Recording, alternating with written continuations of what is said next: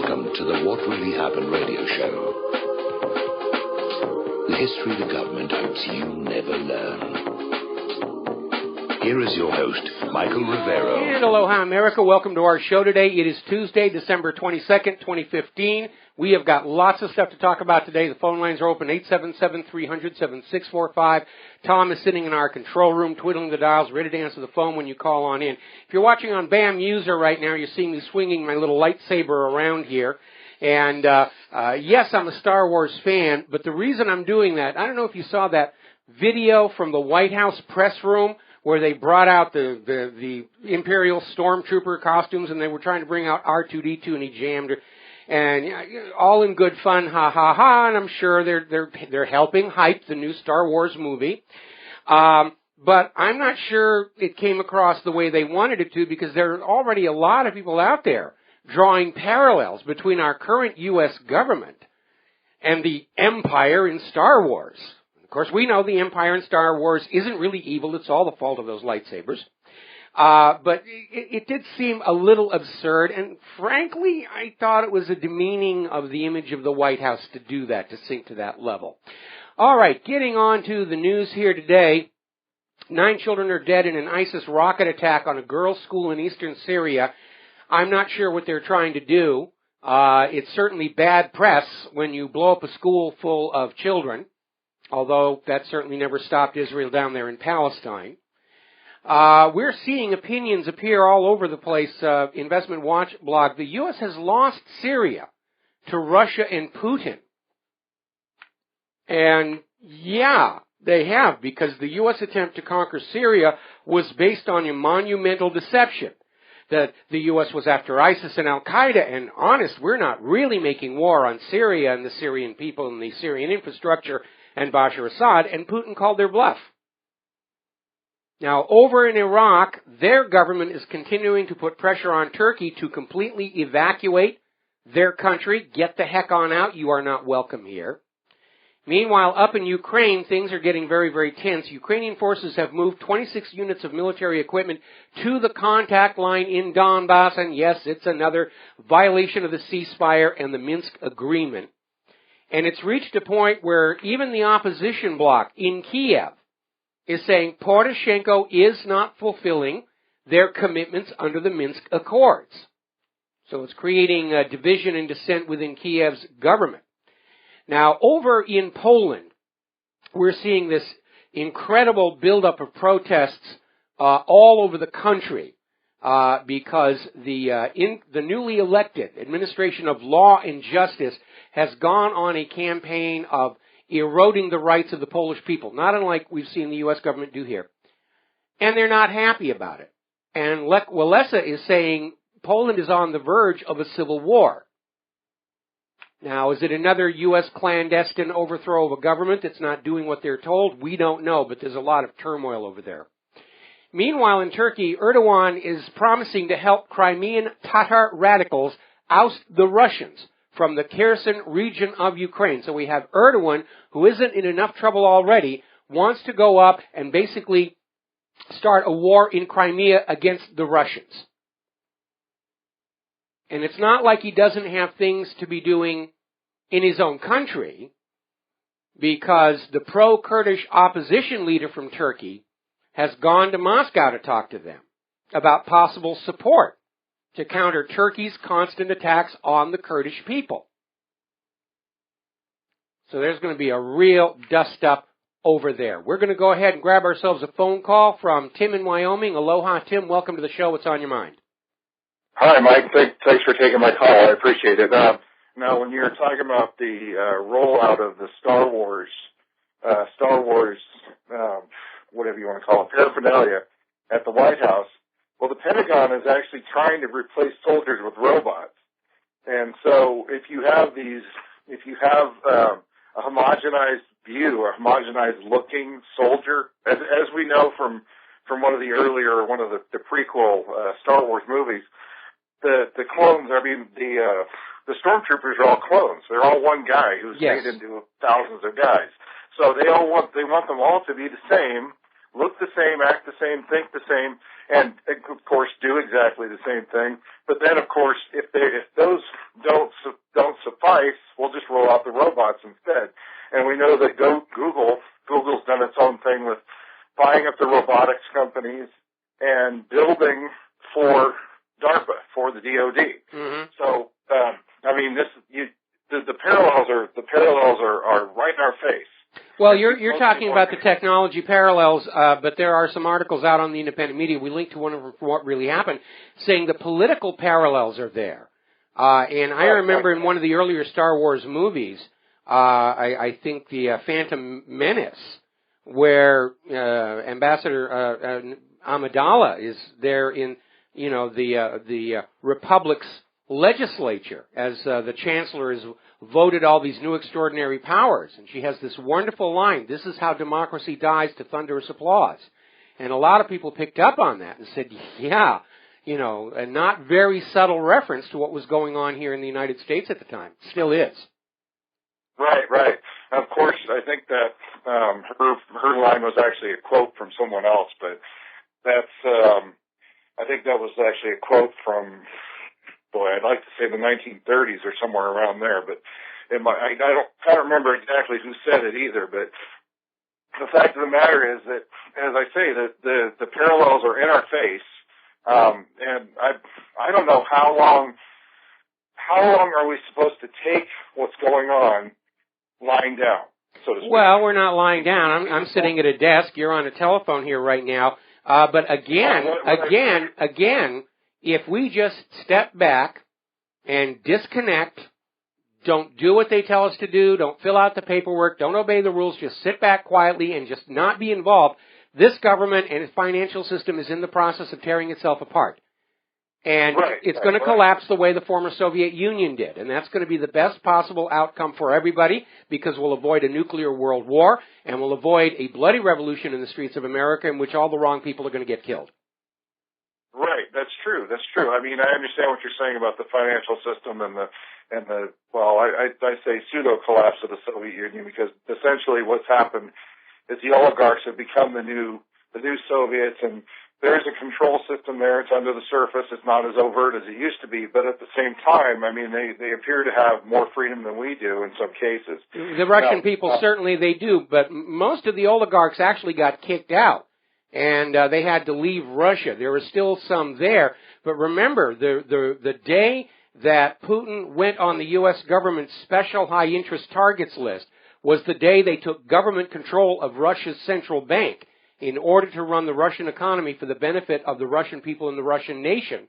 And, of course, anytime you have a banking system that is serving the people, you are immediately the enemy of the private central bankers, who are absolutely convinced that the entire world exists to work and provide them wealth.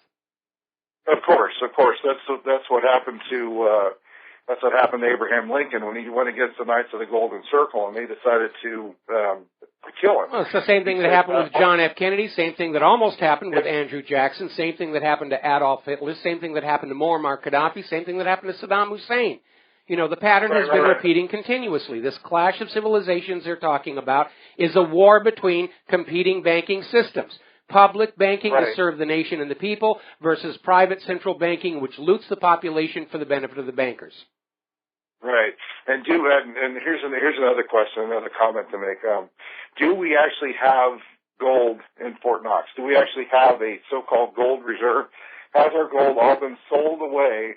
No, nobody knows. Nobody knows. They opened a vault door and let everybody peek in back, I think it was in 1965, but nobody was allowed to actually touch anything. But there's been no audit for half a century of the U.S. gold holdings. And Ron Paul was calling for an audit of the Federal Reserve and also of and of Fort Knox, and that's why they kicked him out of the campaign. We got to take a break for our commercials. Tim, thank you very much for the phone call. May the force be with you, and we'll be right back. Oh, hi, America. Welcome back to our show here. Now, down in Israel, there was a charity group down there, the Islamic movement in Israel.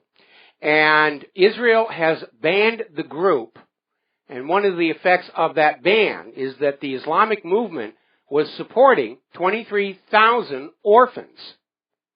financially. And that money has now been cut off from those orphans. Now, taking things one step further, Israel is now issuing numbers to the Palestinians. No, they're not tattooing them on the arm. They're not even giving them the numbers on a paper. They tell them the number. The Palestinians are expected to memorize it and be ready to provide that number upon request. And if they forget the number, or if they make a mistake, they get treated very, very badly. But, tattoos is the next step here. Now, over in Greece, their parliament just voted to recognize the independent Palestinian state, so we can expect bad things to happen to Greece, like it hasn't already been happening at the hands of the European Central Bank and the money junkies. Toshiba is planning to cut 7,800 jobs. They are predicting a $4.5 billion loss. That is a record. And that's for a company that produces really good products. New York City has just set a brand new record of 61,000 homeless people. Way to go, New York! Going to go from the Big Apple to the big cardboard box, I think, at this point. Now, let's talk about politics and corruption and candidates here. The Des Moines Register newspaper has announced that they have a poll showing Ted Cruz is leading the field in Iowa. He is ahead of Donald Trump. Huzzah, huzzah, huzzah, huzzah. Now, the Des Moines Register is not known for its objectivity when it comes to Ted Cruz and Donald Trump. They have continuously editorialized against Donald Trump. And we know that polls are notoriously easy to rig. In this case, the poll was only of 400 people. And to be statistically significant in a state with 3.1 million people as a population, you need at least 2,400 samples to have any confidence the poll is reliable. But they went with 400, they got the numbers they wanted, and they went with it, and they're out there saying, see, you all have to vote for Cruz because everybody else wants Cruz. Our poll says the public wants Cruz, so you must want him too here. And of course, all of this is skirting the issue of Ted Cruz's ineligibility to be the President of the United States of America. And this is a major concern because all of Ted Cruz's supporters, his financial backers, the corporate media that supports him, they're all putting on display. They could care less about the Constitution. It's just in their way. They want what they want, and the Constitution be gosh darned. Which tells us that if Cruz were to somehow become president, he would continue the long and tragic tradition of recent presidents of ignoring the Constitution and the Bill of Rights to the detriment of the American people. Now, the Founding Fathers made it a requirement to be President of the United States that the candidate be a natural-born citizen. Their goal was to ensure that the leader of this nation was of this nation and its people, not a foreign ruler imposed by political machinations that had brought so much turmoil to Europe as ruling families swapped children across borders to build alliances. And many nations had rulers that didn't even speak the indigenous language. Now, Ted Cruz was born in Canada, and he does not meet the requirement of being a natural-born U.S. citizen. At the time of his birth, both of Ted Cruz's parents were Canadian citizens. Cruz's father is originally from Cuba. Cruz's mother claims to have been born in Delaware, but the state of Delaware can find no record of her birth. Even if Cruz's mother was born in Delaware, that makes Ted Cruz an American citizen, but not a natural-born one. Now, Ted Cruz's supporters have tried to weasel word their way around the requirement by stating the Constitution does not actually define what is meant by natural-born. Now, I don't think the Founding Fathers meant to exclude babies born by cesarean section from the presidency, so common sense tells us natural-born means born inside the nation one wishes to rule. But the Founding Fathers didn't need to define what natural-born meant inside the Constitution. It had already been defined in existing legal theory, in works such as The Law of Nations by Emmerich de Vattel, published in 1758 and immediately translated into English, and relied on heavily by the framers of the U.S. Constitution. There are 4 United States Supreme Court cases that reaffirm natural born means born inside the nation. The Venus, 12 U.S. 8, Cranch, 253, that was in 1814. Shanks versus DuPont, 1830. Minor versus Happersett, 1875. United States versus Wong Kim Ark, 1898. There has never been a United States Supreme Court case that ruled natural born as having any other meaning than born inside this country. And we have to keep hitting this issue. Cruz should not be a candidate. The fact that the GOP is allowing him to be a candidate tells us the GOP leadership could care less about the Constitution. And that's dangerous. They're trying to create a world in which the Constitution and the Bill of Rights simply does not exist any longer, and we cannot allow that. That Constitution is the original contract with America. It is the rules by which we, the people, allow the government to act as caretaker of our national sovereignty. Now, if a politician doesn't want to work within the restrictions and rules of the Constitution, the honorable thing to do is to resign and find useful employment. And if Ted Cruz's supporters wish to live in a nation not protected by the Constitution, they are free to move elsewhere. But under the rules of the United States of America and the Constitution, Ted Cruz is not eligible to be President of the United States, and he should not even be in the campaign at this point. Now, I'm not the only one to be asking if this sudden, out of nowhere, Ted Cruz leading poll has problems, because Trump is leading in polls all across the country, including several in Iowa. And over in the Des Moines Register, they have an article saying the poll really doesn't seem to make a lot of sense. And again, it was way too small to really be meaningful. Now, that gets paired with another article that came out of Western Journalism Center, saying that careful study of the existing GOP polls is showing Trump's lead may actually be larger than is being reported. They're trying to rig the polls to convince you to vote for somebody they want you to vote for.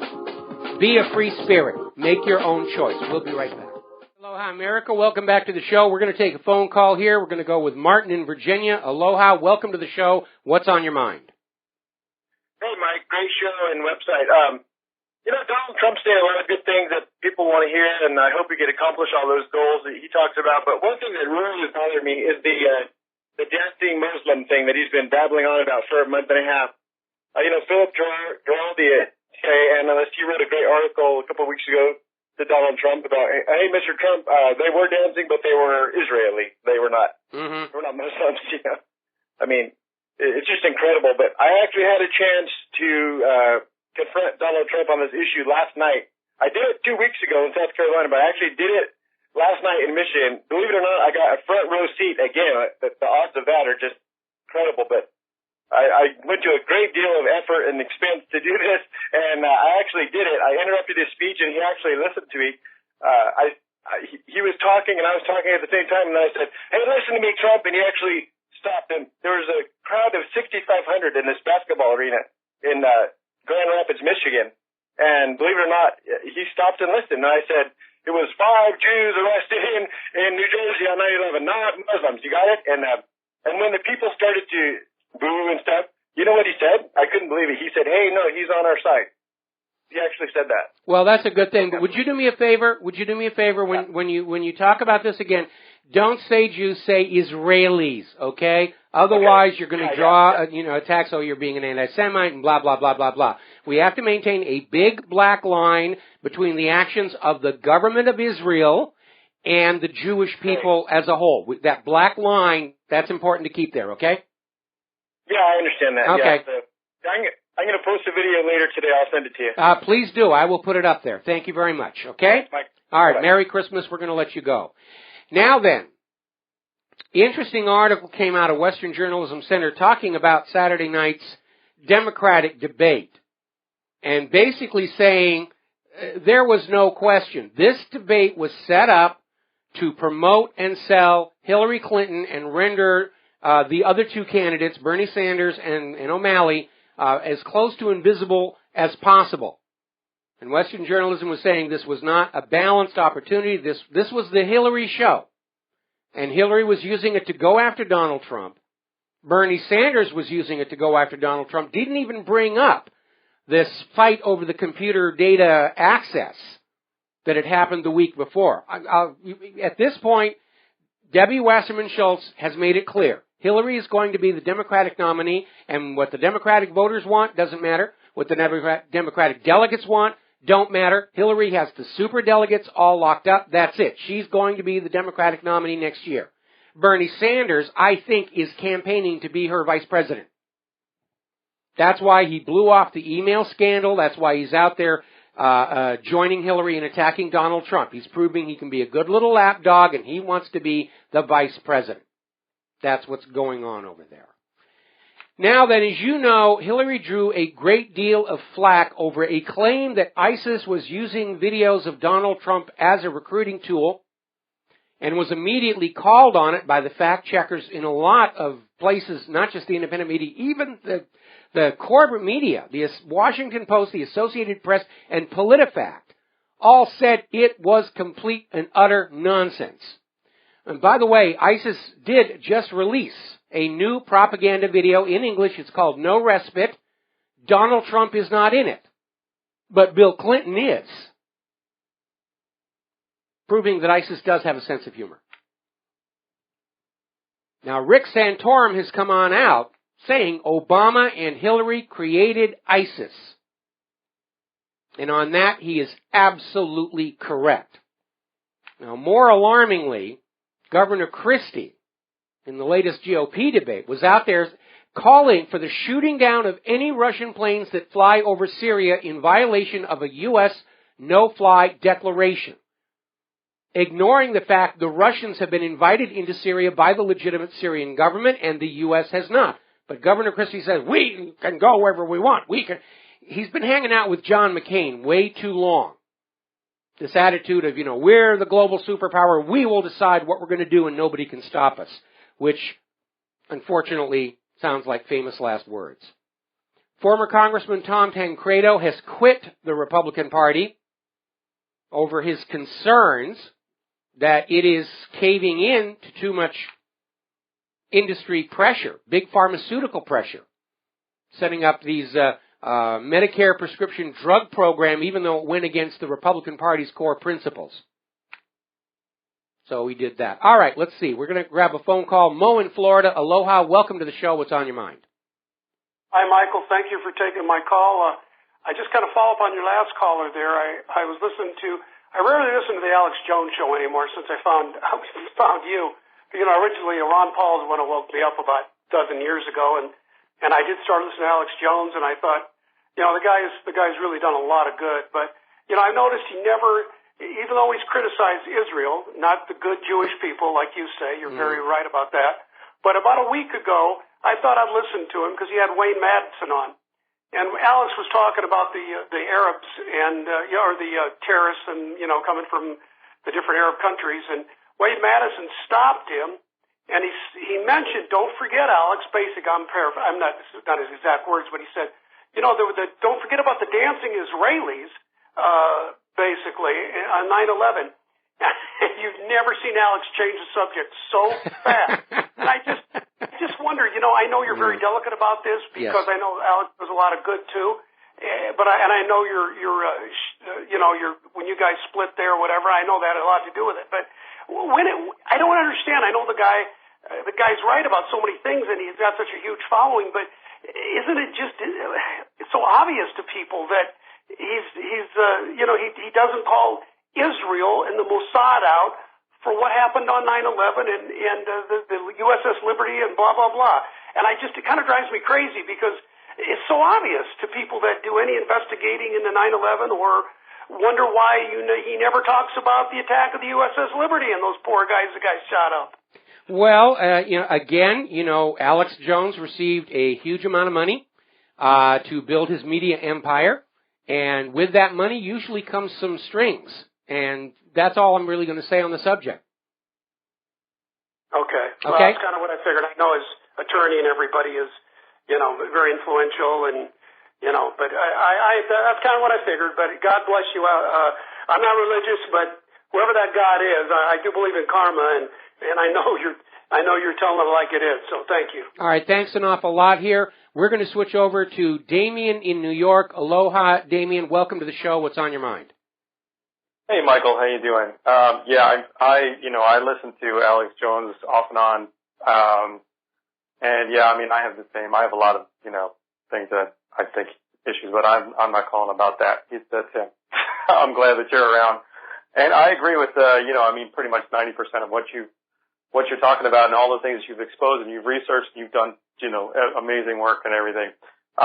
One thing I want to say about, what you're saying about Bernie Sanders is not really, I know that's your opinion, but it's not really an accurate assessment in regards to. I've been following him for a long time, and he is really opposite of what Hillary Clinton is. He does not. There's no way ever that Hillary Clinton would ever consider, unless there was some kind of a straight up blackmail deal, and that's not his style. He's just not one to be negative as far as campaigning is. He just has never done that. That's his style, and it's very weird and unorthodox to most people because everybody's used to cutthroat politics and everything Well, else. unfortunately, Bernie's going very negative on Trump. He's out there saying Donald Trump's a liar and blah, blah, blah.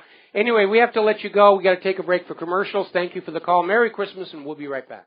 And aloha, America. Welcome back to our show here, and getting on to other news. The refugee crisis in Europe is continuing. It is now estimated that over 1 million refugees have poured into Europe this year. And it's causing all kinds of problems, straining of resources, straining of social systems, a lot of anger and hostility on both sides.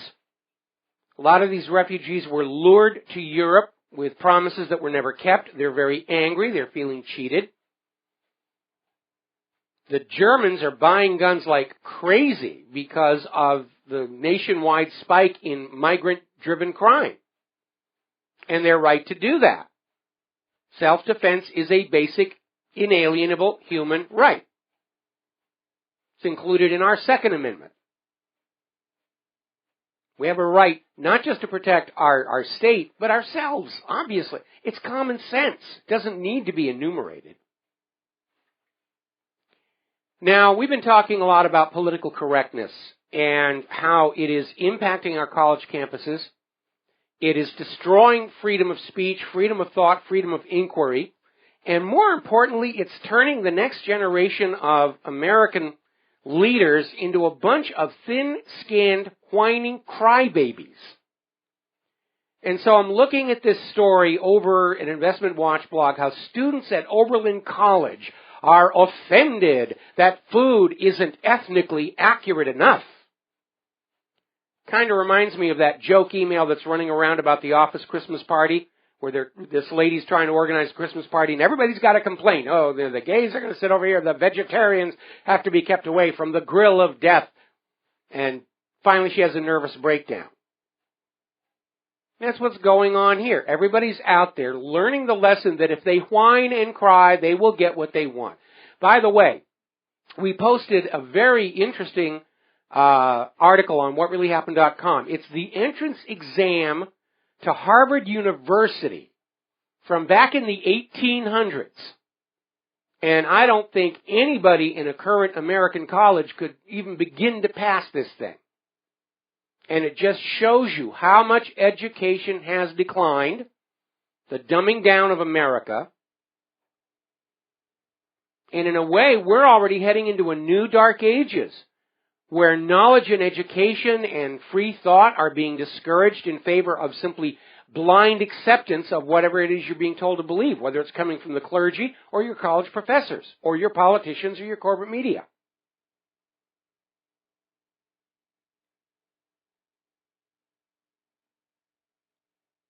But everybody in college today, they whine. Oh, I'm offended. This is hurting me.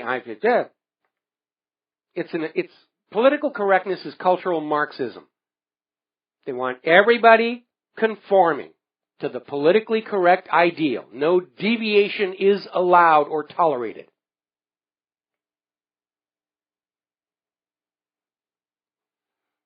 Now, over in Baltimore, a lot of people are very upset over what's been going on with the Freddie Gray trials. The first one ended in a mistrial. They've rescheduled for next summer.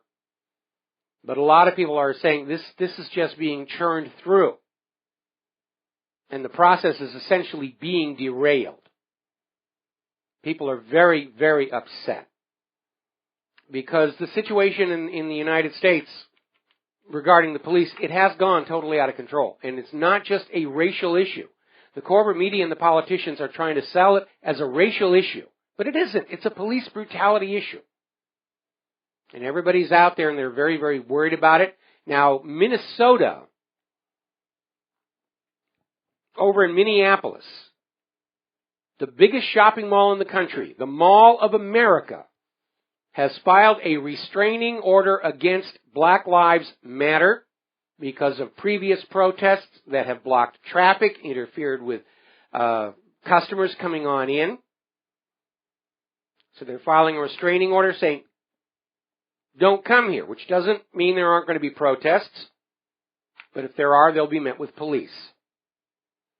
Now, I think we mentioned this one briefly yesterday. A gentleman named Noel Aguilar was killed by Los Angeles County deputies Albert Murad and Jose Ruiz in 2014, who claimed they had to shoot him after he tried to grab one of their guns. Now, if you're arresting somebody, don't you have your gun in your hand? We had a caller yesterday who said that that's become the catch-all excuse. The police shoot somebody, oh, he grabbed from my gun. In this case, a video surfaced showing the police shooting this guy when he was unarmed and already handcuffed, and then planting a gun beside him. Now, I love this story. This came out of Blacklisted News, talking about this 19-hour standoff where there was this house in which the police thought there was a suspect. And the entire time, the homeowner, Nita Lane, was saying, no, the guy you want doesn't live here. The house is empty. And the police maintained a standoff for 19 hours. And then, at the end of that, used a tank, with a SWAT truck with a battering ram to basically knock the walls in and tear apart the entire house. When they got in there, they found out the homeowner had been telling the truth. The guy wasn't there, had never been there. And the police just took out their frustration. They tore up the couches, beds, lamps, clothing, destroyed the family's Christmas tree, smashed it to bits.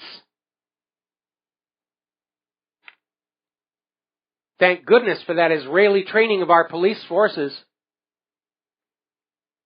Another story out of Blacklisted News. There's been a study on police in the state of Georgia, and they studied all of the police shootings since 2010, and they discovered almost half of the victims were either unarmed or shot in the back by the police, which obviously undermines claims by the police that shootings are always justified.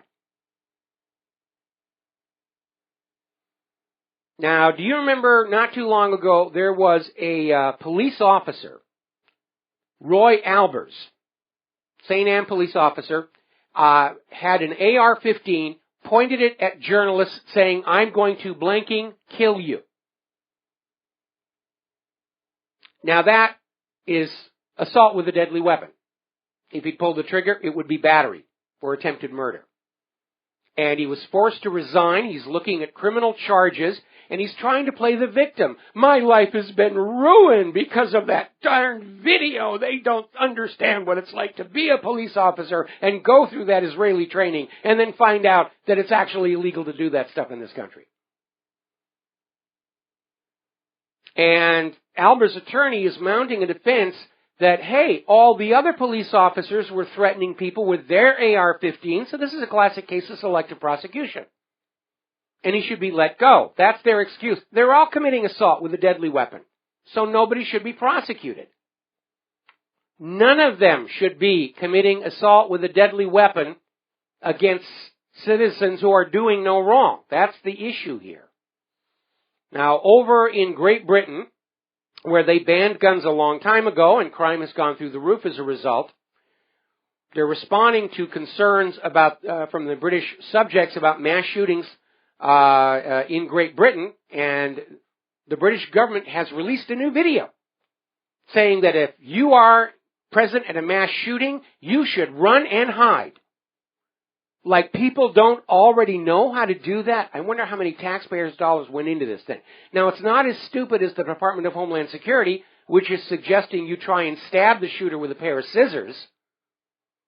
But we don't need the government to tell us to run and hide when there is a mass shooting going on. How stupid do they think we are? It's just amazing. Just amazing. By the way, I forgot to mention at the top of the show, the Lady Claire will be with us in hour number 3.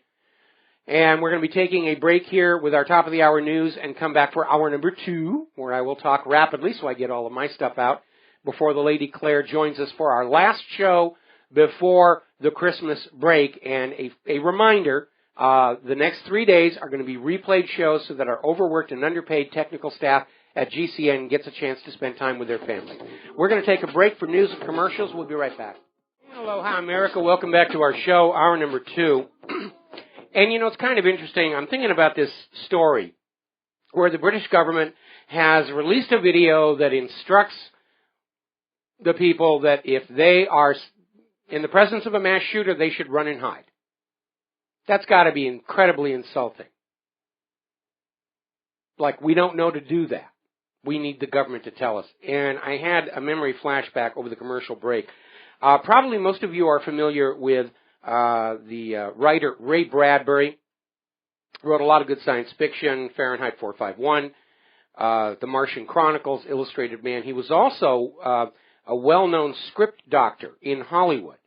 And if you remember the Gregory Peck version of Moby Dick, Ray Bradbury actually wrote that screenplay from the original novel. And I had the very great pleasure of working with Ray Bradbury on a couple of occasions, one of which was as he was sort of enjoying his success, he wanted to go back to writing plays. And he came out to Cal State Fullerton, and we produced a play that he wrote called Pillar of Fire. And the context of the play was this dystopian world in the future where people had become so totally dependent on being told what to do and what to think. Their inborn instincts were all gone. And there was this one scene in the play where an individual from outside the dystopian society is literally choking one of the citizens to death, and the citizen doesn't even know how to react to the fact that he's being killed. And it almost seems like whoever came out with this video in Great Britain thinks that's where we are or headed, that we have to be told by the government, if somebody is firing a gun near you, you run and hide. It really is insulting, not to mention a complete waste of money to have done that. Now, let's talk about computers. I got a lot of email, both positive and negative, over my report on what happened when I allowed this Windows 7 laptop to upgrade to Windows 10. And it turned out to be a disaster. There's nothing in Windows 10 that makes it attractive to move to. And I had a problem, which apparently is very common, of Windows 10 just arbitrarily erasing files. And maybe it was trying to put them on the cloud, but because I don't use the cloud, maybe they vanished. I don't know. And as far as I'm concerned at this point, I wasted a perfectly good Windows 7 laptop, and at this point, my only option is to put Linux on it, which I'll probably do over the Christmas break. Now then, there's a lot of concern over what's called the Juniper backdoor. Now, Juniper is a very high-end, sophisticated, very expensive firewall system. It is not something home users use. It is used by corporations and the government. And it came out not too long ago. Juniper Networks announced they had found unauthorized code embedded inside Juniper. Appears to be a backdoor through which people of nefarious intent could break into corporate and government computers. Go right through the firewall. And apparently some government computers were attacked through the back door in Juniper. And maybe they're going to wake up and realize why back doors are a mistake. Because every time you open up a back door for the government to use, cyber criminals will find it eventually. So everybody's wondering where this came from. And here is where it gets really interesting, because over at Wired.com, researchers have come to the conclusion the back door in the Juniper firewall system comes from the National Security Agency.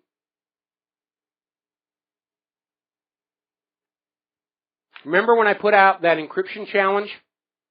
And I said the NSA can't break codes. Anybody can come up with a code system the NSA can't break. It's trivial. The only way they can go on spying on you, the law-abiding citizens, in violation of the Fourth Amendment, is to mandate you use codes they approve, where they know the method, and there's a back door. And we documented there were back doors built in to the DES, to the Clipper chip, to the Windows standard encryption. That's the only way they can do what they can do.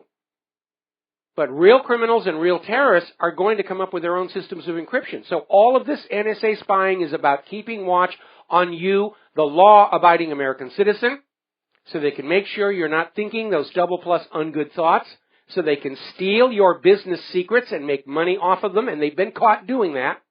Huge scandal at the Seattle APEC back in the 90s. And help themselves to pictures of your significant other in states of undress. Now, the CEO of Apple is out there publicly stating that under no circumstances will Apple cooperate with backdooring encryption products used by their customers. Doesn't mean they're not doing it, but at least he's taking a public stand that they're not going to go along with it. But again, all of this encryption, this mandated backdoor government-monitored encryption, it's not going to do anything against real criminals and terrorists, and the proof of that is the NSA hasn't caught any real criminals or terrorists. Have they? Cyber criminals are running wild all over the internet right now, especially during the Christmas shoplifting season. They can't find any of them. And remember, it came out, the Paris attackers weren't even using encryption. They were sending text messages on their cell phones in the clear. All of this spying didn't work for its stated purpose of stopping terror. But again, that was never its real purpose. It's just like the U.S. stated purpose of attacking ISIS and Al-Qaeda in Syria. No, that's not what they're really doing. They're waging war on the Syrian people, the Syrian nation, and the Syrian government. The NSA is not spying on criminals and terrorists. They're spying on you. By the way, this being the Christmas travel season, you know that little boarding pass that you're handed to get on board the plane? You might want to make sure that you know where it goes. Apparently that little barcode, that little block of barcode on that paper has a lot of very private information that you need to keep control of. Apparently, cyber criminals have found they can pick those things out of the trash bins, and they can get your frequent flyer miles and all kinds of other things. The more they encrypt and encode and barcode, the more vulnerable you are. And you should definitely shred those things, or burn them or something like that. All righty. Let's start grabbing some phone calls here. We're going to talk to Bob in Colorado. Aloha. Welcome to the show. What's on your mind? How are you, Michael? And aloha to you. Aloha, mele kalikimaka. My wife spent some time on the main island. She was a diver out there, and whenever we listen to you, her mind leaves Colorado and goes back to Hawaii. Diving's a great job here in the islands. You know, it's still for the most part pretty much unspoiled. I mean, certainly compared to... Yeah, she used to live on a dive boat, but I can't remember. She's not here. She's working right now. But she used to live on a dive boat out there, and she used to be a underwater videographer. That's a great job. If I had money and was younger, that's something I'd want to do. I do have a small video camera that can submerge to about 100 feet, but I'd love a nice high def, and go on out there and just shoot that stuff here. Well, I never do, so I don't know too much about it. But anyway, the reason I called is I know how important veterans are to you, and I know how big veterans are there on the island. Okay, well, listen, Bob, I'm going to have to put you on hold. We've got to take a 4-minute break for commercials, but I do want to hear your story, so please do not hang up, and we will be right back. Aloha, America. Welcome back to the show. We're going to go right back here to Bob in Colorado, and you were talking about veterans, and please continue where you left off. Okay. I am a first-time caller. We love your show, and I'm a 25 police disabled veteran, and also was 4 years in the military. And I was listening to the Joyce Raleigh show this morning, and there was a military guy on there, and he wrote a paper, and he also did a video, and it's called I Helped Create ISIS. His name is Vincent Emmanuel. Yes.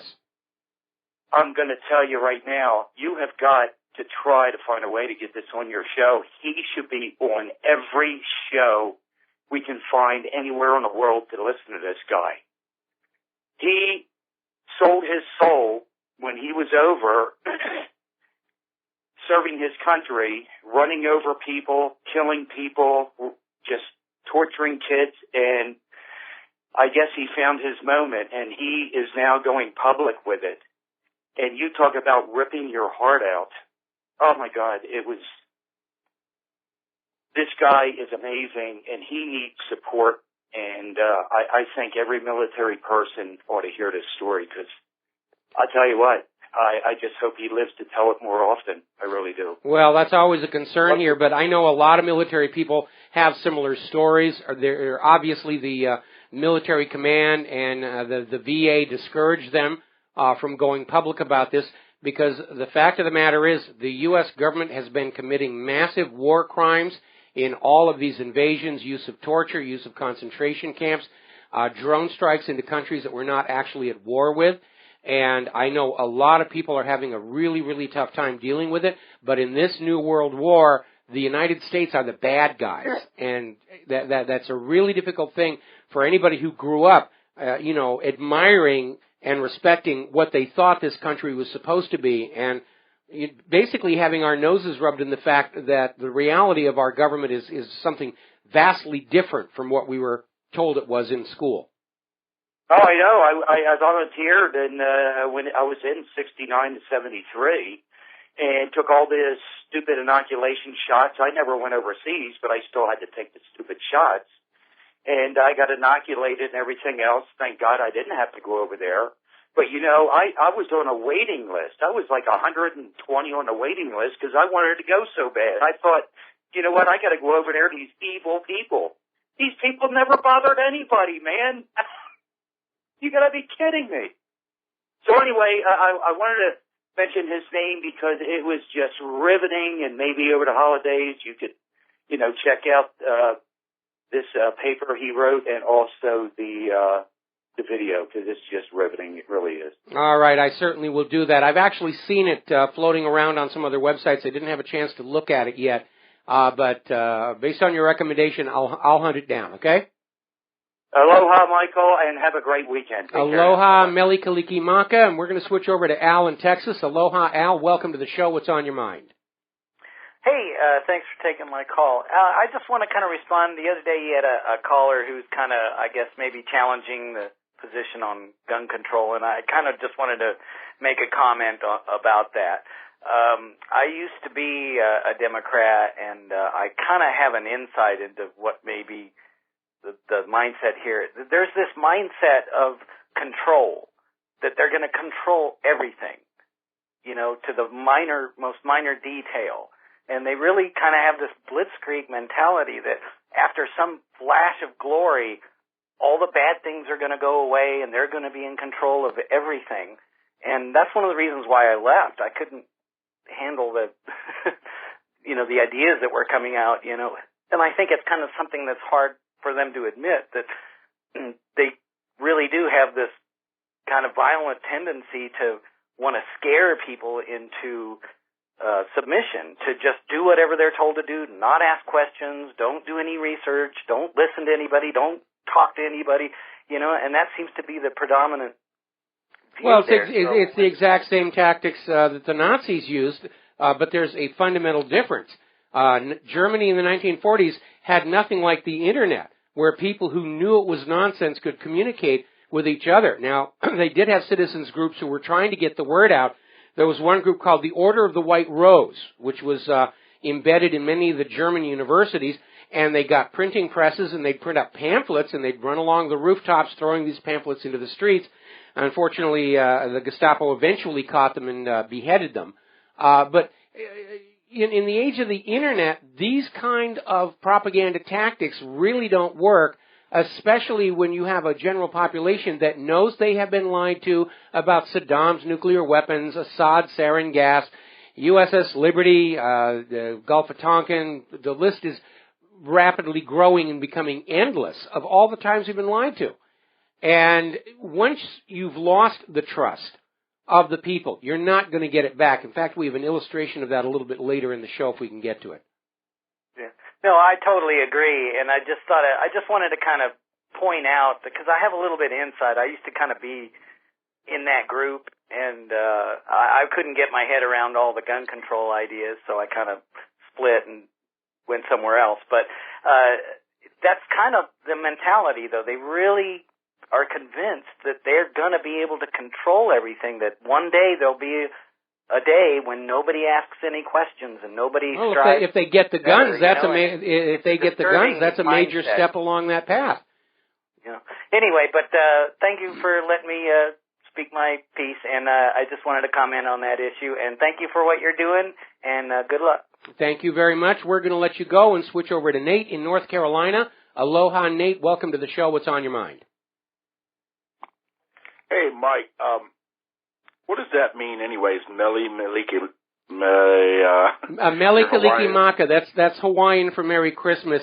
It's not a correct translation. Mele is a celebration usually involving singing, but Mele Kalikimaka is the accepted Hawaiian version of the Christmas greeting. There's even a song, about that. Okay. Yeah, and also I think it's pretty cool about this time of year. You talked about the position of the going down of the sun there. You get to see the green light. Yes. Most people don't even know about that, but yeah, I saw that on a science program. That's pretty cool. How long does that last? It's instantaneous. It really. No, I mean, how long? How long does you get the opportunity to see that? Just for a week time? Yeah, it's only for a couple of weeks, and then the sunset position on the horizon starts to move north behind the mountains on the western end of Oahu. But this time of year, if there are no clouds, we can see the sunset over the ocean, and that's the ideal circumstance to see the green flash. I've seen it twice before. The second time I got it on video. I haven't seen it so far this year, but, luck will be with me. Anyway, Nate, got to let you go. Okay. Yeah. All right. We'll be right back. Got another call waiting. We'll be right back. Aloha, America. Welcome back to the show here. We're going to go to the phone. Steve in Massachusetts. Aloha. Welcome to the show. What's on your mind? Hi, Mike. First, I want to wish you and Claire a very Merry Christmas. Merry Christmas to you, too.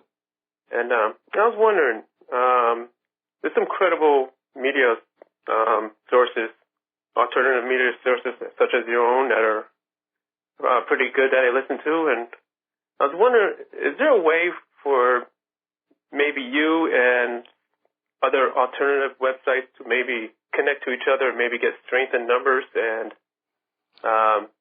maybe gather a lot of credible news sources so we can help combat? It's an idea that I have been proposing for a while about trying to basically literally create a new network, national organization out of all the independent media. I don't like the name alternative. I prefer independent media. Unfortunately, I didn't get a really warm response on that. But I think at some point we're going to need to see all of the independent media unite together into a single entity that would have the communication and financial power to more directly challenge the conventional corporate media. But it's an idea whose time has not yet come. Okay, yeah, because I know I listened to a couple others, and they speak highly of you, too, about your video and all that, and I was just wondering, well, maybe, we all gather together and, like I said, be the strength of one, maybe, it'll help. I think at one point that will happen, but there is an advantage in all of us remaining truly independent, is that we can't all be co-opted. On the day when we do unite together into a single entity, we become a target for somebody to come on in and say, I'm going to give you $20 million to build a new studio, as long as you don't talk about this, and that. Right, exactly. Okay, well, I was just throwing something out there. I was just wondering. No, it's an idea that's being discussed. It's just not receiving a warm reception just yet. Thanks an awful lot for the phone call. Merry Christmas, Steve. Getting on back to our stories, the Federal Trade Commission is on the warpath against Oracle, saying it deceived customers regarding security updates to their products, saying that Oracle was updating the most recent Java products, but wasn't really looking at going back and retroactively updating older versions on machines, leaving them vulnerable to hacks. Now, Java, unfortunately, is a major security problem, and it's also, unfortunately, Java programmers tend to be very, very lazy and write very sloppy code, especially for advertising, and it's caused no end of problems for the web. Wikipedia is dealing with a scandal now where apparently a large number of celebrities and businesses, entrepreneurs and others are complaining that Wikipedia editors are basically coming in and blackmailing them, saying, if you give us money, we will edit the entries about you to be really good, and if you don't give us money, we're going to edit the entries to say very, very bad things about you. Now, Wikipedia itself officially is denying any knowledge of this or involvement in it, and they have apparently shut down the accounts of some of these offending editors. But, when not too long ago, actually it was a long time ago, there used to be entries for WhatReallyHappened.com and Michael Rivero on Wikipedia. But the article on me was a smear job and basically branded me as an anti-Semite.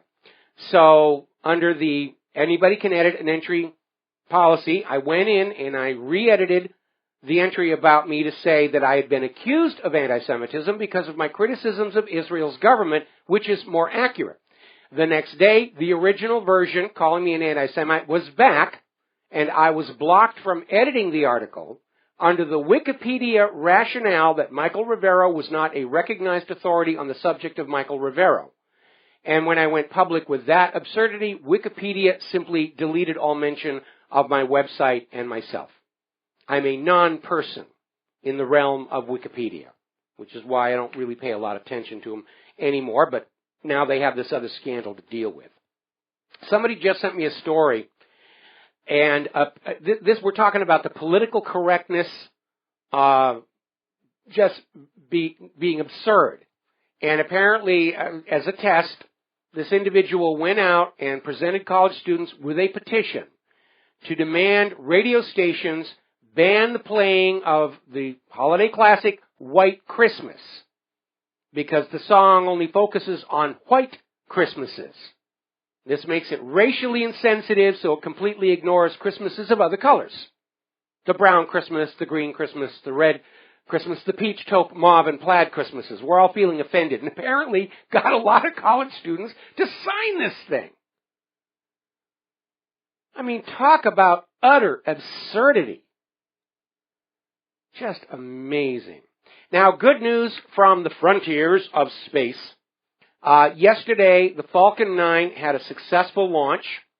They put 11 telecommunications satellites into orbit, and even better, the attempt to soft land the first stage after use was successful. Tremendous victory for the people over at SpaceX. They're making space travel 40% cheaper by being able to recover and reuse that first stage. So, huzzah, huzzah, huzzah. All right, we're going to grab a phone call here. John in Barbados. Aloha, welcome to the show. What's on your mind? Hello, Michael. Merry Christmas and a Happy New Year to you. Same to you. Yeah, I want to talk about censorship. I was banned from Facebook for 24 hours. It's up shortly. I've got about an hour to go. For actually putting on Facebook what's in the religious text of that small nation at the eastern end of the Mediterranean. Oh, my goodness, you have offended the gods. I mean, that's unforgivable. Yes, I actually quoted sections of the Talmud, not the most flattering or what have you parts of it. Well, I mean, let's be honest. Let's be honest. If you dig around in pretty much every holy text, you're going to find some pretty nasty stuff in there. There's a lot of good stuff. There's a lot of bad stuff. But I can understand why Facebook would have given you a ban. They have a certain cultural religious bias built into their management. Absolutely. And I might add, no respect for the First Amendment.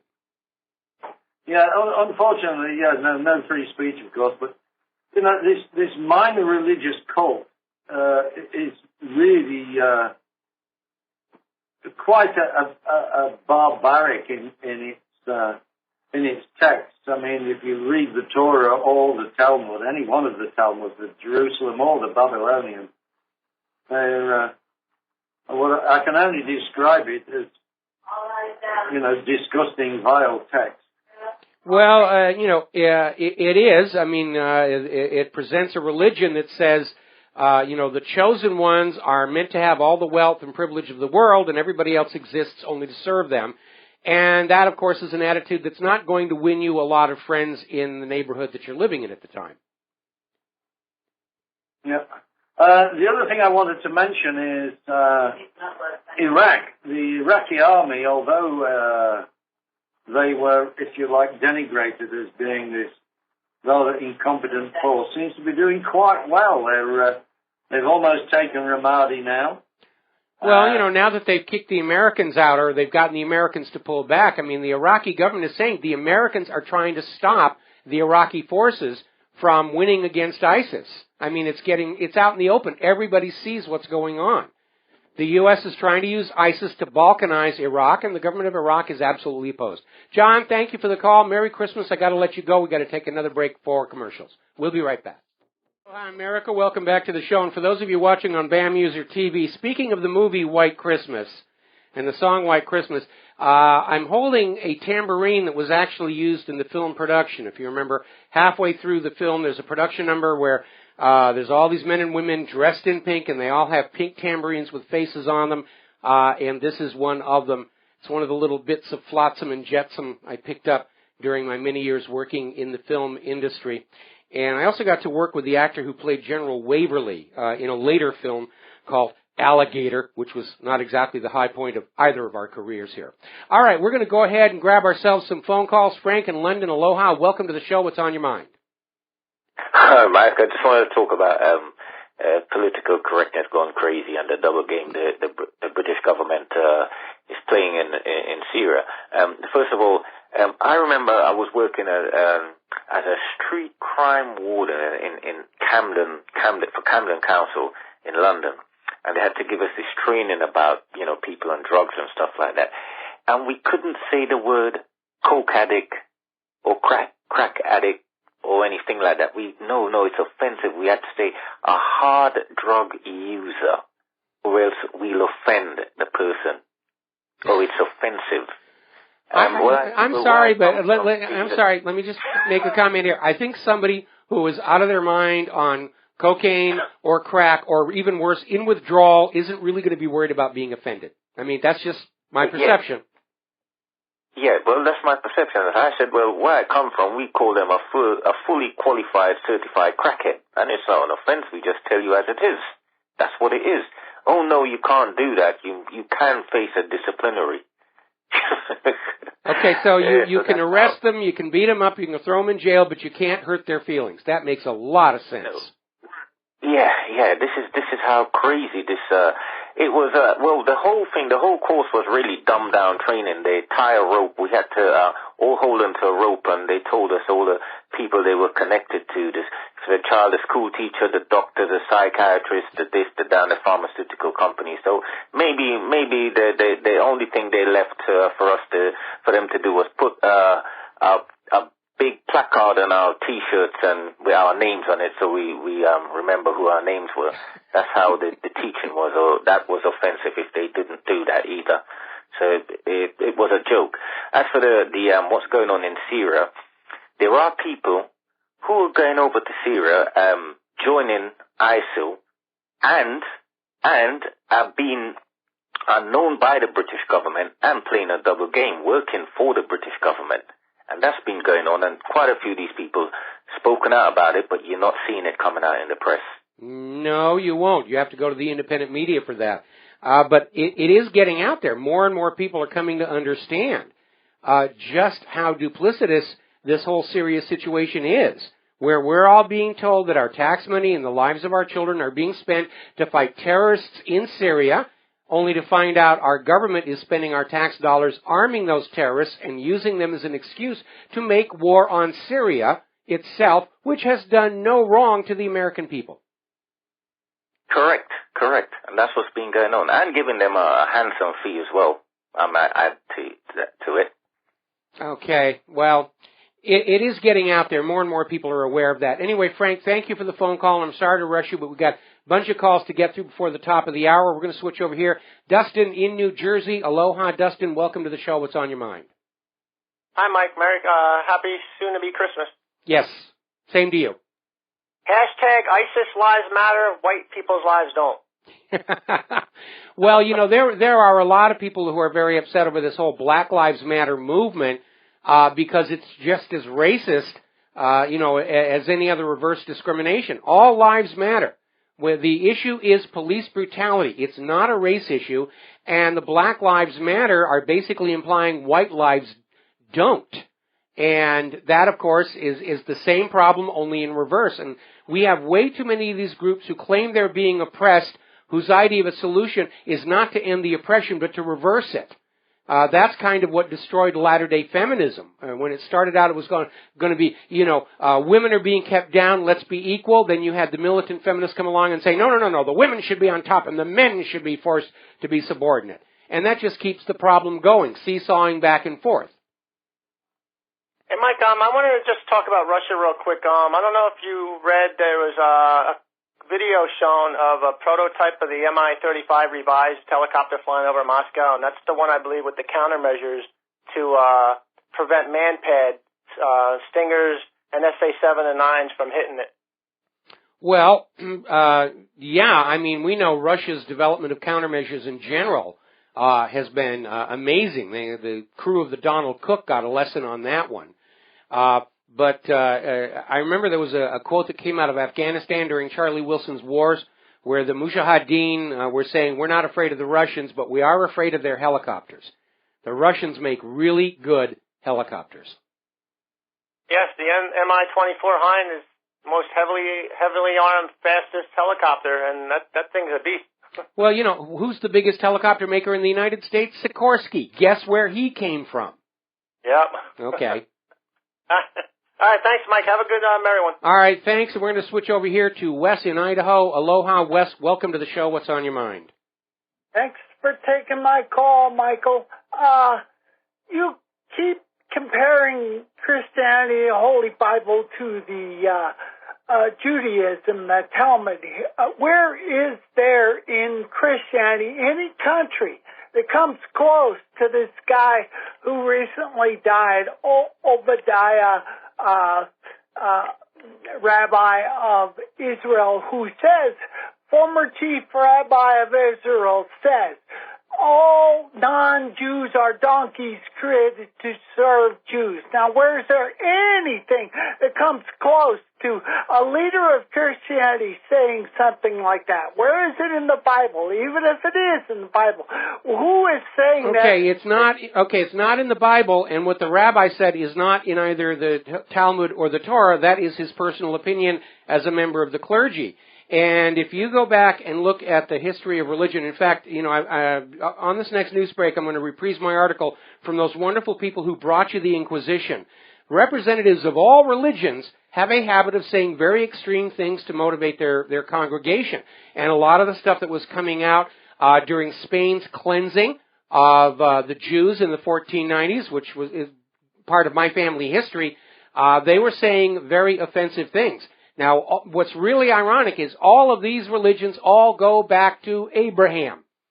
They all start there. They have a shared, common origin. They're all worshiping the exact same God. It's just everybody's splitting off pieces here and there so they get a bigger piece of that collection plate. Now, why have Jews been expelled from countries 109 times in history? They have apparently a hard time integrating and getting along with other people around them, and that unfortunately is an artifact of their religious belief that they are inherently superior, that they are entitled to all of life's blessings at the expense of everybody else, and it creates a certain degree of hostility. Now, Christianity and even Islam, setting the crazies aside into their own separate reservation, both Christianity and Islam are saying everybody should be treated fairly the same way. And that is why Christianity and Islam have gained so much in terms of global followings. And it's a better attitude to have if you want to avoid conflict. But when you have a religion that is teaching the members of that religion that they're superior and that they're supposed to have all the world's wealth, and anything they do to get it is blessed by God, they're going to engage in behaviors and practices that are going to alienate the larger community around them against them. And, there's been all this talk about all the times the Jews have been expelled from various countries throughout history, going back 2,000 years. And, the one common factor in all of these is how the Jewish community treats those around them. That's the only common factor. It's not always Christianity, it's not always the Romans, it's not always the Muslims. It is that common factor of basically preying on the larger society around them. In a lot of ways, it's not unlike the gypsies, except the gypsies wound up really getting slapped upside of the head for that behavior. Is it like they've always been causing things like the World Trade Center 9/11 or attack on the USS Liberty? Or now you're getting into the government of Israel's actions and not the artifacts of the Jewish faith. And I'm going to maintain that black line. But yes, Israel lives on deception. It's even the motto of the Mossad: by way of deception, thou shalt do war. Got to let you go, Wes, and we'll be back after the top of the hour news and commercials with the lovely Lady Claire. Aloha, America. Welcome back to our show, hour number 3. And for those of you watching on BAM User, the gorgeous creature sitting behind me in all her festive finery there, Christmas-like ornaments around her neck, is the lovely Lady Claire, who is joining us today, since this is our last broadcast day live this week, with her unique perspective on the world. What's the first thing you want to talk about? Well, apparently there is more blood on Ankara's hands as Kurdish civilian death toll mounts. Apparently, Mike, more than 100 civilians have been killed and many more injured in Kurdish areas in Turkey's southeast since July, and this is the number that's given us by Human Rights Watch, warning that civilian casualties are likely to rise in the coming days. The region has been a scene of clashes between Turkish security forces and fighters for the Kurdistan Workers' Party, PKK, following the collapse of a ceasefire between the two groups in July. Human Rights Watch has urged Turkish authorities to scale back security operations and has said the Turkish government should rein in its security forces, immediately stop abusive and disproportionate use of force, and investigate the deaths and injuries caused by its operations. And this comes from HRW senior Turkey researcher Emma Sinclair Webb. The group documented 15 civilian deaths during several 24-hour curfews in September and November, and noting that they were only an example of what was going on. and not necessarily the full picture. Now, President Erdogan, Turkey's president, has pledged in November to continue operations until every PKK militant was defeated. And I have a memo for him. It is very much high time that he and members of the Kurdish leadership sit down, negotiate, and stop this murderous war.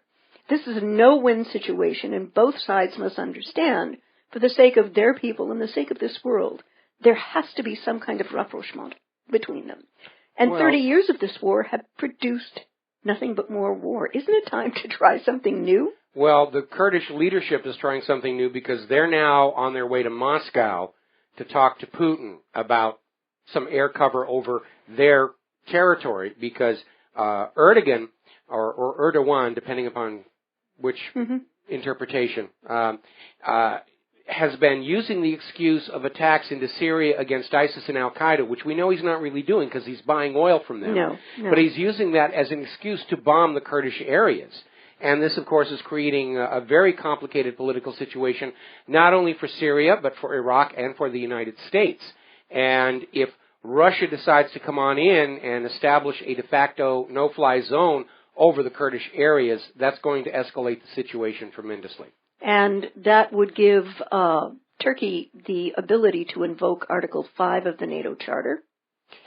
Well, or is that a gray area? That's a gray area, okay.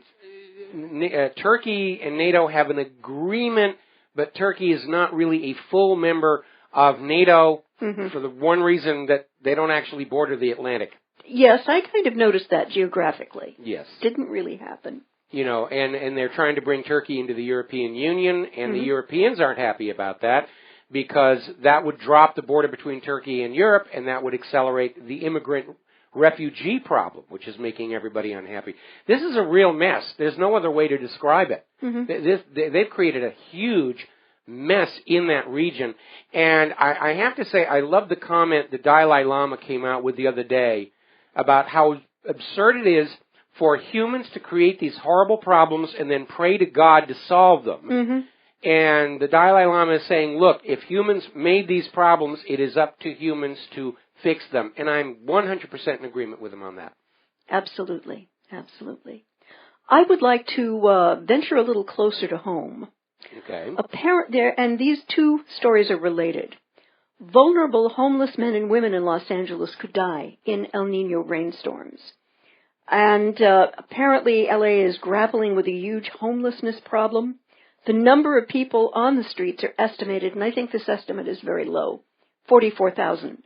Many of them are concentrated in what is known as Skid Row, a 54-block area of downtown LA that has become synonymous with hopelessness, homelessness, and poverty.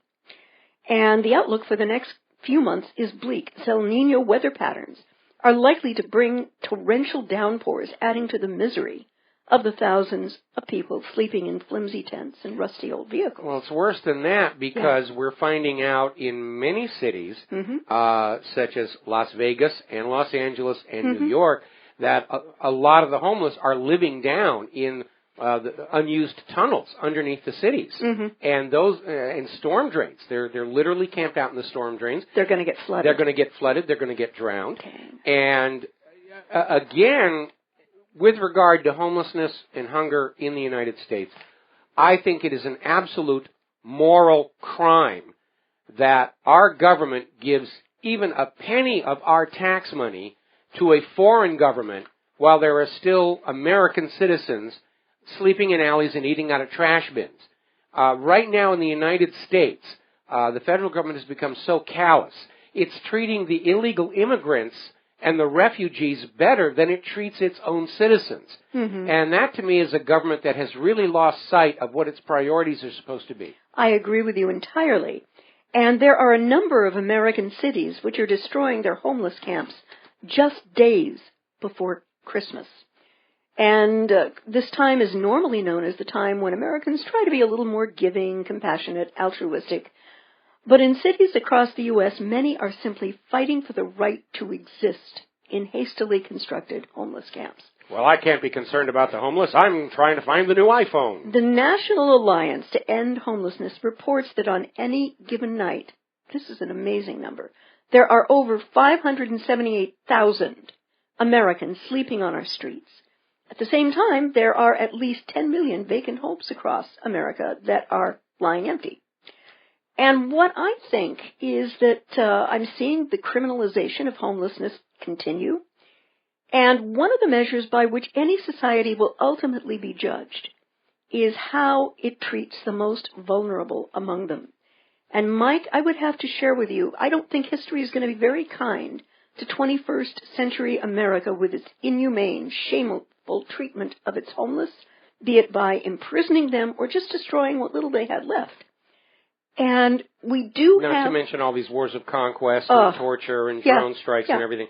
I am very worried that 50 years from now, the world will look on the Stars and Stripes with the same disgust our generation looked on the swastika, and that is not a legacy I want to leave to future generations of Americans, but we seem to be headed that way. Yeah, but there's one interesting exception, and bless it, that is, drumroll please, the state of Utah.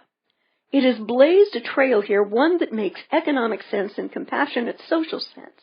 And pretty much by the end of this year, they will have eliminated their homeless problem. Let me use that word again. Eliminated their homeless problem, and in a very gentle, kind way. What they did, they crunched the numbers and realized that it was more economical to house the homeless, match them with social workers, and get them back into some kind of work than constantly arresting them, imprisoning them, and having ER take care of them when they got ill. It was just that simple. And so I have a shout-out both to our listeners in the state of Utah and Utah's governor, Governor Gary Herbert. Governor, I implore you to set up a symposium for your brother and sister governors in the states which are named in this article, and invite them to your state to show them how it's done. And bravo, Governor Herbert, and the people of Utah who made this happen. I think that's great. Well, I do too, and unfortunately, because Hawaii is limited in land space, we can't do the same thing here. Yeah. But there is an issue. America's becoming a land where we have all these homeless people living on the streets in front of empty, boarded up houses, because that's the way the private central bankers like it. We've got to take a break for commercials, and we'll be right back.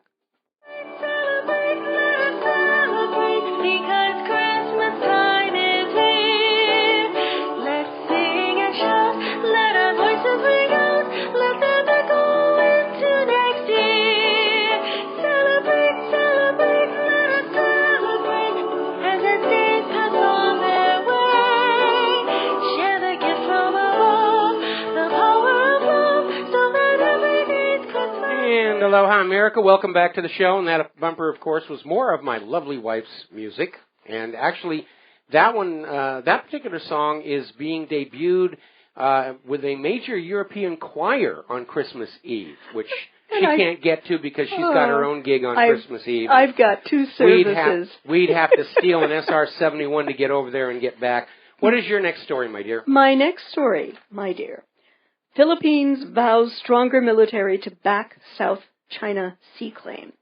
And apparently Philippine President Benigno Aquino has vowed yesterday to leave behind a stronger and more capable armed forces to face maritime challenges in the South China Sea when he leaves office next year.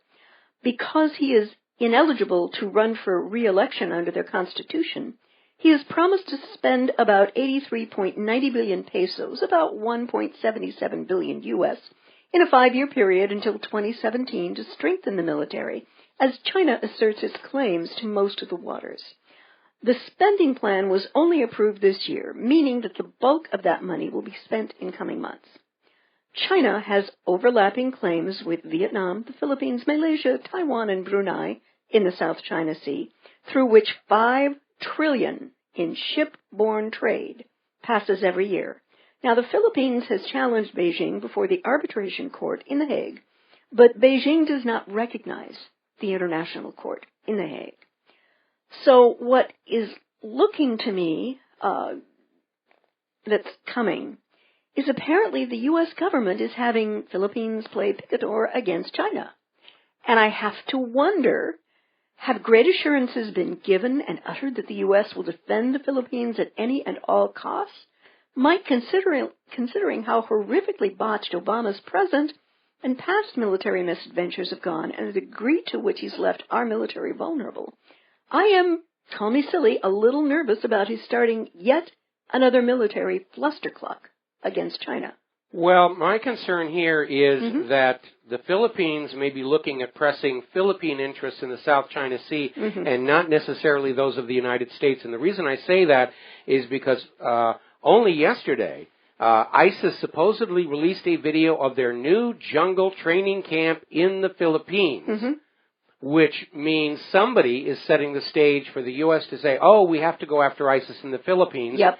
And so it looks to me like Aquino may be straining at the leash and thinking about what's best for the Philippines rather than what's best for U.S. geopolitical interests. I agree with you. And there are a lot of reasons I'm concerned about this.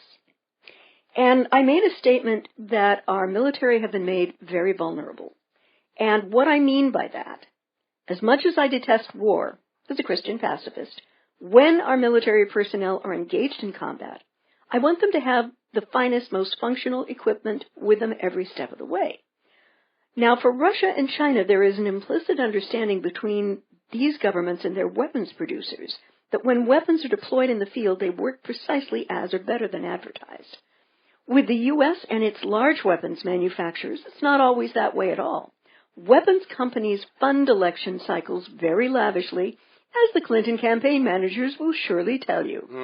And unfortunately, when U.S.-made weapons are deployed, our military has utterly no guarantee that these weapons, planes, or ships will work as advertised. Well, they haven't. U.S. weapons procurement is all about taking money from the American people and showering it all over the defense contractors who return a piece of the action back to members of Congress in the form of campaign donations and other benefits provided by lobbyists. And it is just a huge kickback scheme. And as a result, we have the F-22, which is still asphyxiating its pilots. It now can no longer be authorized to its design ceiling because of that problem with the pilots being able to breathe. F-35, biggest boondoggle in U.S. military history. The Gerald Ford, their new magnetic catapults still won't work. They can't get the radars to work. The list of problems with the F-35 is legendary. Now we have both classes of the littoral combat ships, both the Freedom and the Independence class, are showing serious deficiencies just out of the shipyards. And certainly the effectiveness of Russian weapons is fully on display both in Iraq and Syria right now. And as a matter of fact, a lot of global customers who buy arms are starting to move away from American arms providers and more toward Russia and China. And who can blame them? I mean, looking at the performance in the field of Russian equipment. You want more bang for your buck, quite literally in this case. There is another related article that I wanted to go to very quickly, and that is that the Pentagon really seems heck-bent to prepare for war with China. And there are several recent moves by the U.S. which threaten to ignite a war between the U.S. and China. The Department of Defense's neo-Cold Warriors are signaling to China their intent to trigger a military conflict over the disputed islands in the South China Sea. Admiral Scott Swift, the mustachioed and shaved-head commander of the U.S. Pacific Fleet, which means he's here, right? He's here on the water, yes. Recently told a defense conference in Honolulu that the U.S. Navy was prepared to run Chinese military exclusion zones with military and surveillance aircraft as well as warships. Now that's a palm-to-forehead moment, folks, at warp speed velocity. And it was followed by the Obama administration's announcement that it was selling $1.83 billion in advanced weapons to Taiwan, which China regards as a renegade province. And it boggles the mind how bent this administration is on war.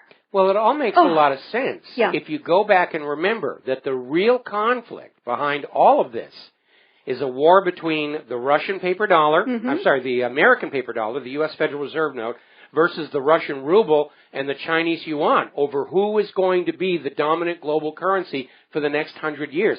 That's what's driving all of this. Yeah. Now, because Wall Street and Washington, D.C. got lazy making money off of the rest of the world's commerce through the Bretton Woods Agreement, the U.S. has allowed its manufacturing to decline both in quality and quantity, and nobody wants our agriculture because of GMO.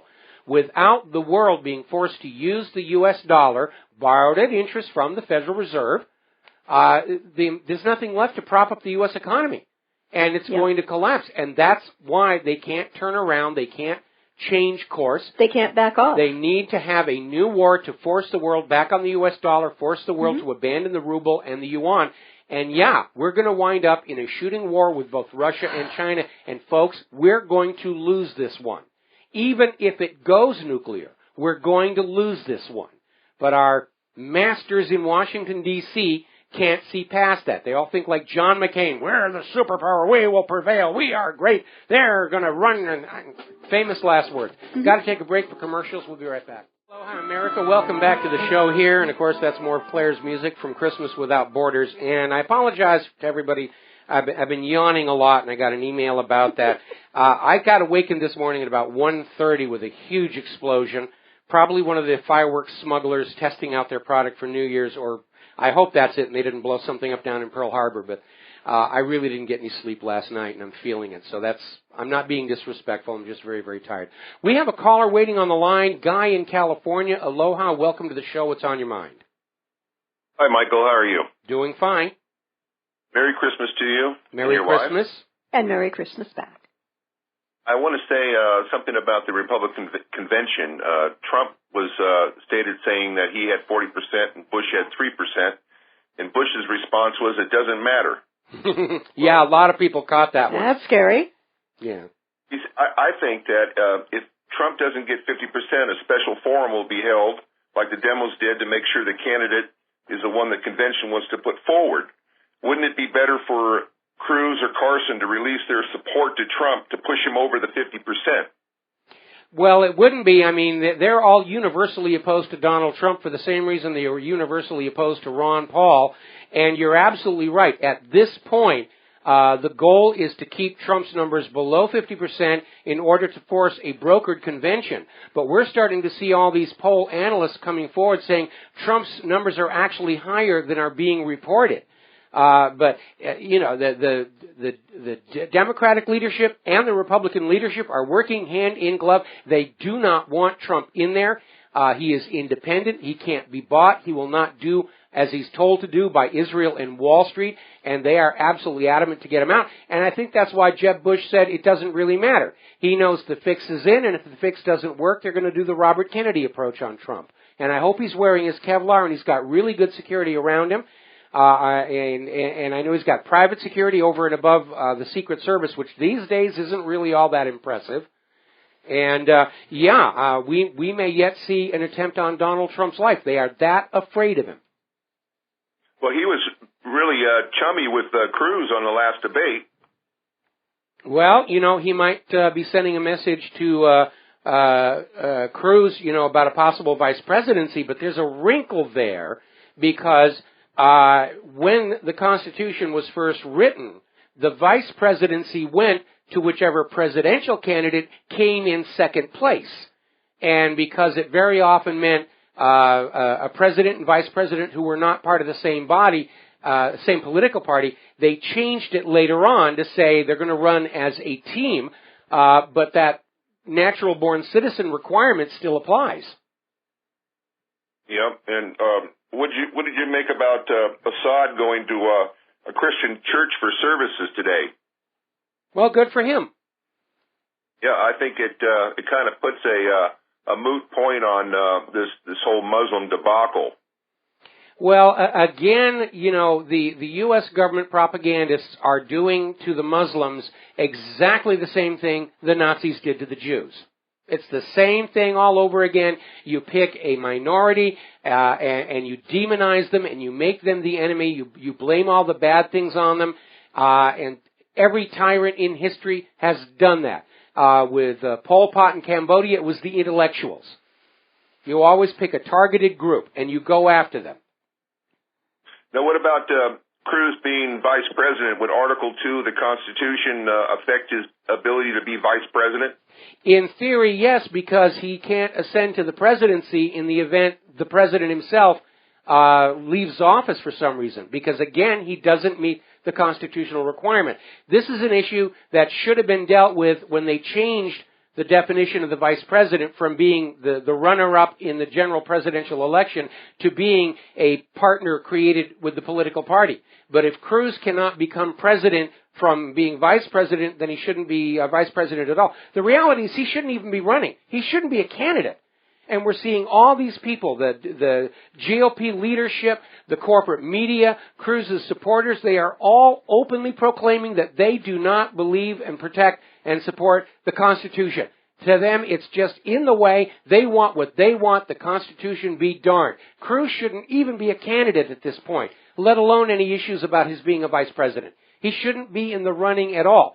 The reason he's in the running and being promoted to be the candidate is because Hillary Clinton knows she can beat him. She can beat every single one of the GOP nominees except Donald Trump. This is a replay of Richard Nixon's re-election campaign, where they engineered the downfall of all the Democratic candidates except George McGovern, because George McGovern was the one Democrat Nixon knew he could walk all over. And he did. He won in this amazing record landslide against McGovern. And we know that was all engineered. That was a whole Watergate mess. And following that, both parties came up with the idea of the superdelegates so that they could override the voters and put in a candidate that they think could win. But we all know now that Nixon's re-election, it was all manufactured. It was election fraud. It was rigging. It was sabotaging of the candidates. And so they proposed a solution that gave them more power for a problem that was completely misinterpreted. And what the leadership of both these parties are sending out is a message to the voters: what you want doesn't matter anymore. You don't count. And that is a message I think voters need to look at when they decide if they want to be a Republican or a Democrat, or possibly say, I'm going to be independent, I'm going to be Green Party, I'm going to be the Wild Party, that's the party I'm forming, and say, we can't go on supporting these two traditional parties when they have clearly turned their backs on the American people.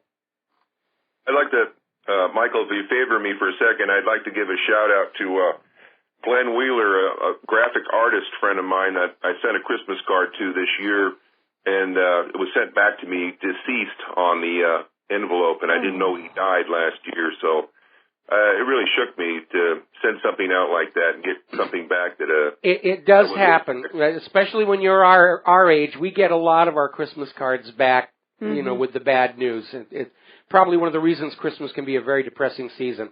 All right, well, listen, Guy, I'm going to let you go. We've got one more phone call I'm going to grab before the commercial break, and then we're going to close the phone lines. Aloha, I don't know your name or where you're calling from, but what's on your mind? Hi, it's Sherry from Missouri. Sherry. And what we have to realize is, yes, Trump has the numbers, but he also is the CEO, and he's going to make unilateral decisions with the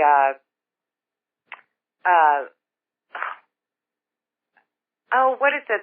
The orders, the presidential orders. Well, executive orders. The executive orders. Yeah. I mean, executive orders. Oh, okay. Well, he's only going to do that because Obama's gotten away with it, because we've let them. And the reality is that the executive orders have been abused not just by Obama, but by Clinton, by both Bushes, and they're misusing them to basically make themselves dictators.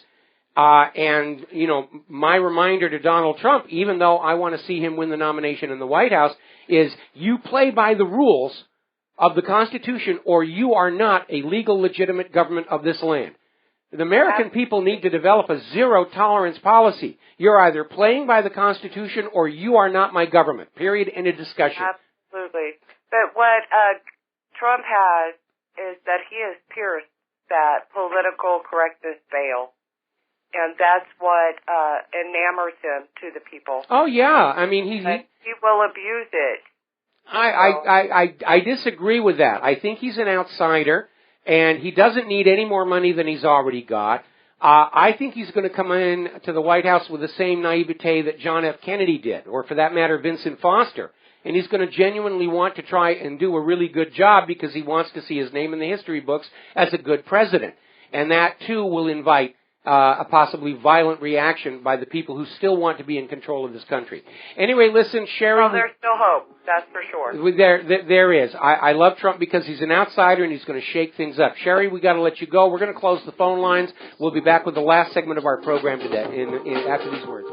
Hi, America. Welcome back to our show, last segment of our show today, last live show of this Christmas week here, and a reminder that tomorrow, Thursday and Friday, are replays.